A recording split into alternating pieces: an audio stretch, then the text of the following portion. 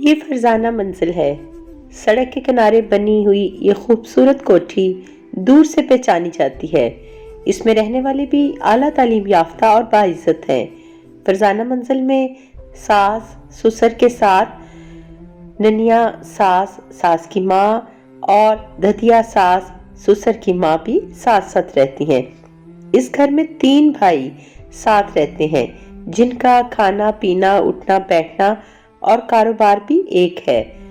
تمام لوگوں میں اس خاندان کی بڑی اہمیت ہے کہ اس نفسا نفسی کے دور میں نہ صرف ساتھ رہتے ہیں بلکہ سب کا باورچی خانہ بھی ایک ہے۔ یہی وجہ ہے کہ نہ صرف خاندان والوں بلکہ دوست احباب کی بھی یہ پوری کوشش ہوتی ہے کہ اس گھرانے کی خواتین کو کسی طرح آپس میں لڑوا دیا جائے، جس میں وہ اکثر کامیاب بھی ہو جاتے ہیں، مگر تھوڑے دنوں میں ہی وہ یہ دیکھ کر اپنا دل محسوس کر رہ جاتے ہیں کہ تینوں بہویں اپنی ساسوں سے نہ صرف راضی خوشی ہیں بلکہ بے پناہ اپنائیت کے ساتھ رہتی ہیں۔ وہ ایک دوسرے کے کام بھی نپٹاتی ہیں، ایک دوسرے کے کام بھی آتی ہیں، مگر دل پشوری کرنے کے لیے ایک دوسرے سے لڑ جھگڑ بھی لیتی ہیں۔ یوں بھی لڑنا، چیخنا، چلانا اچھی صحت کے لیے بہت ضروری ہے۔ اس سے دماغ کی آلودگی زبان کے راستے رفع ہو جاتی ہے۔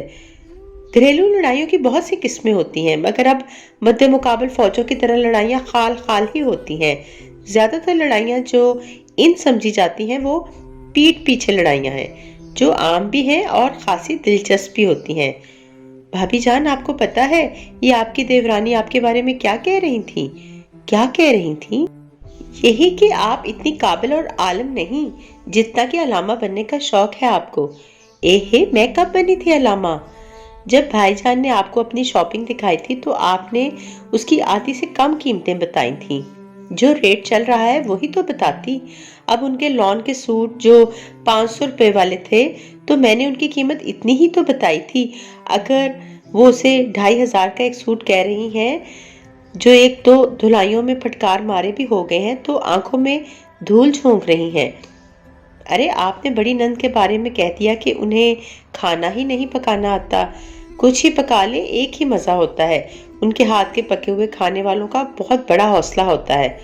میں نے تو ان کے ہاتھ کی ہانڈی کے بارے میں کم کہا، ورنہ ایسی بری ہنڈیا جس میں سے بھبک بھی آتی ہے، بلی کے آگے ڈال دو تو وہ سونگ کر آگے بڑھ جائے۔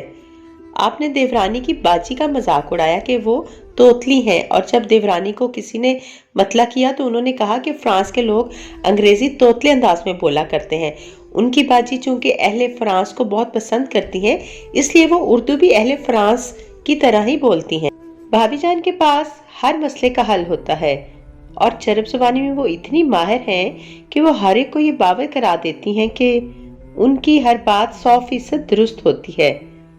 ایک شام جب انہیں پتہ چلا کہ ساس اور سسر اپنی شادی کی نہ صرف 50ویں سالگرہ منا رہے ہیں بلکہ قریبی عزیزوں کو بھی مدعو کیا جا رہا ہے تو انہیں بے حد غصہ آیا۔ سالگرہیں تو جوان نسل کو منانی چاہیے، مگر ان کے پاس فرصت نہیں رہی۔ اب لوگوں کے چونچلے کس قدر بڑھ گئے ہیں کہ 50 سال کی شادی ہونے کے بعد بھی ایسے اترا رہے ہیں جیسے کہ ابھی شادی ہوئی ہے۔ ساس بیچاری بیوٹی پارلر میں اپنے بال برابر کیا کروائیں، تمام بہوؤں نے فون پر ایک دوسرے کو اطلاع دے دی کہ ساس کی چوٹی کٹ گئی ہے، خیر سے ناک بچی ہوئی ہے۔ ساس صاحبہ کو جب ان کی چہیتی بہو نے ساری رام کہانی خوب بڑھا چڑھا کر سنائی تو انہوں نے بھی بیان جاری کر دیا۔ تینوں بہویں بھی اس گھر میں ایسے آئی ہیں جن کی وجہ سے ان کی ناک از خود کٹ گئی تھی۔ ایسی بہوؤں کی موجودگی میں انہوں نے اپنے آپ کو باعزت تک سمجھنا چھوڑ دیا ہے۔ کر لو گل۔ ساس کا بیان سن کر نہ صرف سب کی عزت افزائی ہو گئی بلکہ سب کے دلوں میں دکھ کا ایک حصہ علیحدہ ہو گیا۔ صرف زبان کا مزہ لینے کے لیے اور ماحول کا ہلکا پن دور کرنے کے لیے ہفتہ وار لڑائیاں اور 15 روزہ لڑائیاں تو فرزانہ منزل میں ہو ہی جاتی تھیں۔ جب بیچاری نندیں اماں ابا سے ملنے آتی تو کسی نہ کسی بہانے یہ چھوٹی موٹی لڑائیاں ہو جاتی تھیں، بحالت مجبوری محفل کو گرم رکھنے کے لیے۔ بڑے موضوعات پر نہ ہوتی تو اسی بات پر ہو جاتی کہ فلاں فلاں کپڑا پہن کر ان سے زیادہ برا لگ رہا تھا۔ کتنی معصوم لڑائیاں تھیں کہ اپنے آپ کو از خود برا کہا جاتا تھا۔ مگر ایک لڑائی جو اکثر گھرانوں میں ناگہانی طور پر ہو جاتی ہے اور ایسے مناظر کسی بھی گھر میں دیکھے جا سکتے ہیں، وہ فرزانہ منزل میں بھی گاہے بگاہے ہونے لگتے تھے۔ اور جب بھی لڑائی ہوتی، گھر کے مکین بعد میں عرصہ تک اس کا لطف اٹھاتے اور ایک ایک ڈائلاگ اس قدر ازبر کیا جاتا کہ بطور حوالے کے نشر ہوا کرتا۔ منجلی بھابی بلا کی ڈرپوک تھیں، 4 بچوں کے ساتھ فرسٹ فلور پر رہتی تھیں، مگر صرف انہیں روزانہ رات کو جن بھوت کے چلنے کی آوازیں آیا کرتی۔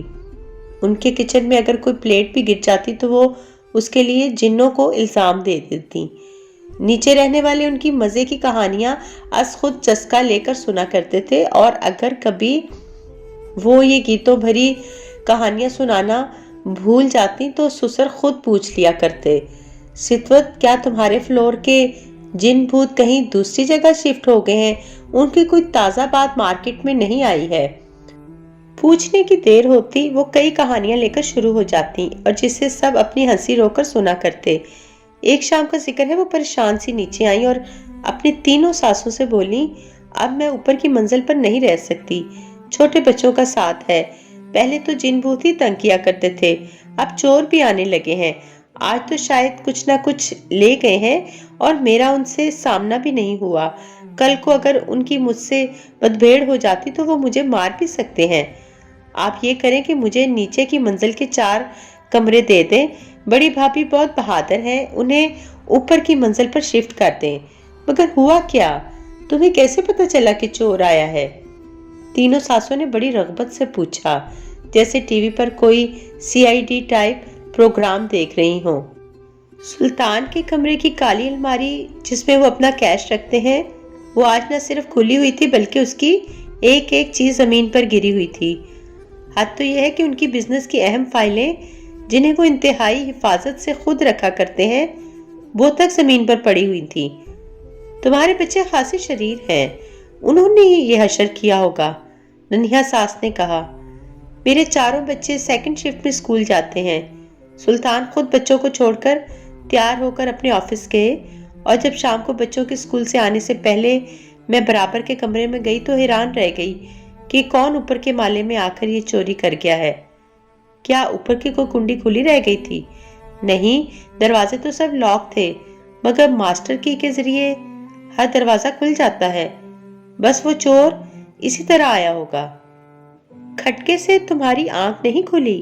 ساس نے جرا کی۔ ہاں کھلی تو تھی، سوتے میں نیند بھی خاصی بے چین سی ہی تھی، مگر میں یہ سمجھی شاید نیچے والے بہاری کباب بنا رہے ہیں۔ بڑی بھابھی گوشت پر لوہے کی موصل بھی خوب مارتی ہیں، جب بھی وہ یہ ڈش بناتی ہیں میرے سر میں کم از کم 3 دن تک درد رہتا ہے، اور اگر سوتی ہوئی ہوں تو نیند میں بھی تکلیف کا احساس نمایاں رہتا ہے۔ تمہارے خیال میں کیا کچھ چلا گیا تمہارا؟ بڑی بھابھی انتہائی اطمینان سے پوچھ رہی تھی۔ پتہ نہیں کیا کچھ چلا گیا، اب گھر میں ہر چیز کوئی رجسٹر پر درج تھوڑی ہوتی ہے۔ سلطان کو فون کر کے بتایا تم نے؟ دیور مسکرا رہا تھا۔ ہاں ہاں بتایا تھا، اور وہ آئیں گے تو پتہ چلے گا کہ کتنا نقصان ہوا ہے۔ اور پھر سلطان بھی آ گئے، اور جب نیچے کی منزل والے انہیں اپنے ساتھ اوپر لے گئے تو وہ ہنس کر بولے، یہ چیزیں تو میں نے خود الماری میں سے باہر پھینکی تھیں۔ ارے بھیا ایسا ظلم کیوں کیا تھا؟ ماں نے پوچھا۔ وہ ذرا میری پتلون کی بیلٹ نہیں مل رہی تھی، میں وہی ڈھونڈ رہا تھا، وہ بے پرواہی سے بولے۔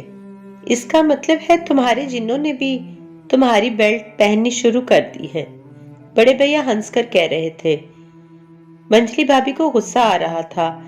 بڑی بھابھی اس کو مذاق کا رنگ دے کر باتیں بنا رہی تھیں، اور منجلی بھابھی اس کو لڑائی سمجھ رہی تھیں۔ مجھے کسی سے لڑنا نہیں آتا، ورنہ کسی میں اتنی ہمت نہیں ہے کہ کوئی میرے منہ پر مذاق اڑائے، غصے میں کہا گیا۔ تب فرزانہ منزل کے اراکین ہنس کر بولے، مذاق تو سب کا پیچھے ہی اڑتا ہے، کسی پتنگ کی طرح۔ جو آسمان میں لہراتی سب کو ہی اچھی لگتی ہے۔